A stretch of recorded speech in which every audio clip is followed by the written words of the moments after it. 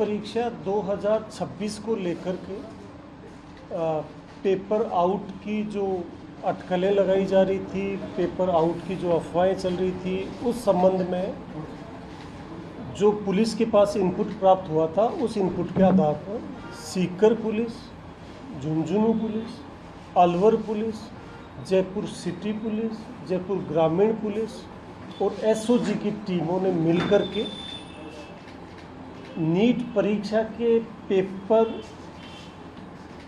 के आउट होने के सिलसिले में जो लोगों के पास नीट परीक्षा 26 का पेपर पहुंचने की संभावना जताई गई थी, उन लोगों से इन समस्त जिलों की और एसओजी की टीम ने मिलकर के पूछताछ की।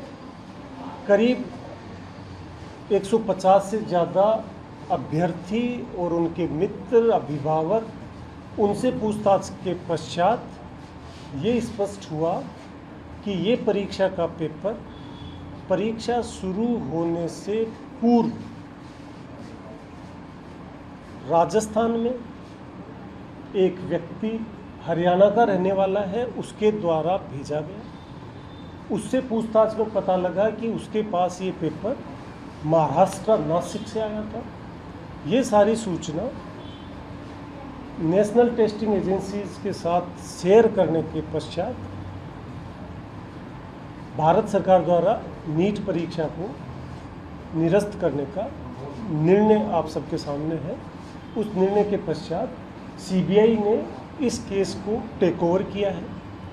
सीबीआई की टीम एसओजी से संपर्क में है, उनकी टीम यहाँ आ चुकी है। उनकी टीम के जो भी सदस्य हैं, उनको अब तक की पुलिस ने जो पूछताछ करी है, उस पूछताछ से उनको अवगत करा दिया गया है।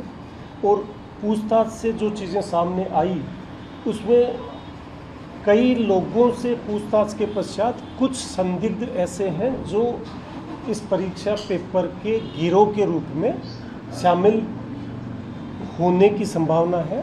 उन तमाम संदिग्ध व्यक्ति जो हैं, उन व्यक्तियों से भी सीबीआई की टीम ने पूछताछ शुरू करी है।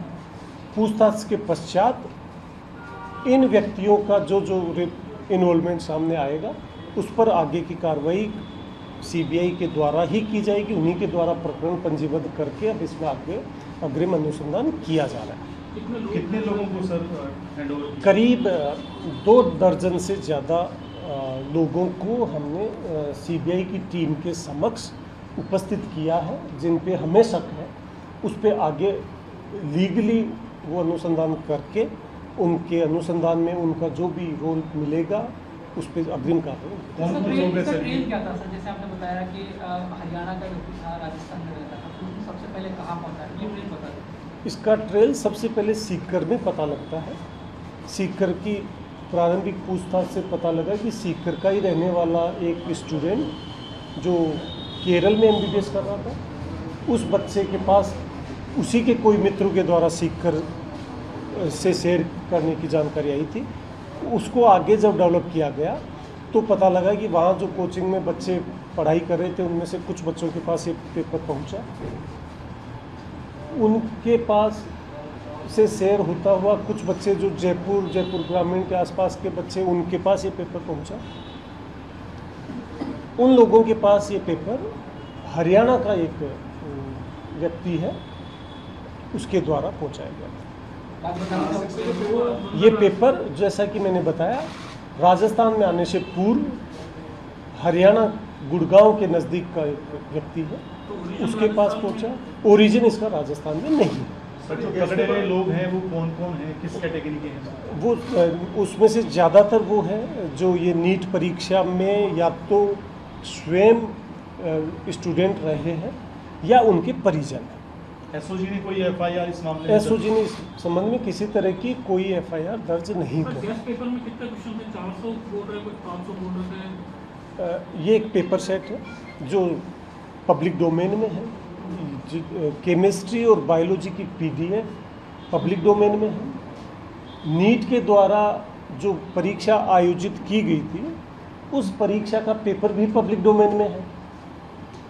जो पीडीएफ मार्केट में वायरल हो रही थी केमिस्ट्री और बायोलॉजी की, उसमें केमिस्ट्री के कुल क्वेश्चन 45 है, 90 बायोलॉजी के होते हैं और 45 फिजिक्स के।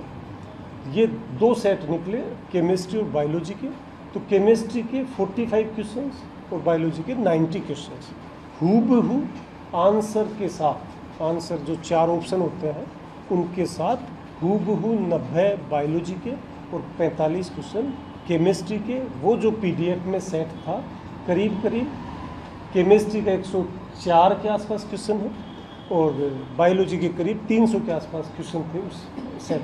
कोचिंग संचालकों की कोई भूमिका है? अभी तक ऐसी कोई भूमिका सामने नहीं है। अब क्या हैंडओवर, अब क्या प्रक्रिया रहेगी आगे? अब चूंकि हमने ये समस्त हमारी जांच रिपोर्ट, जांच में जो जो तथ्य सामने आए वो समस्त तथ्य सीबीआई को सुपुर्द कर। पुराने किसी गैंग से, दूसरे गैंग से कोई? अभी तक राजस्थान की पुरानी जो गैंग्स इसमें सक्रिय रही हैं पेपर लीक परीक्षा में, उस किसी भी गैंग के किसी भी सदस्य से अब तक की पूछताछ में आए तथ्यों से कोई जुड़ाव सामने नहीं आया। ये सर शुभम को जो डिटेन किया है हैदराबाद से, उसका क्या रोल है?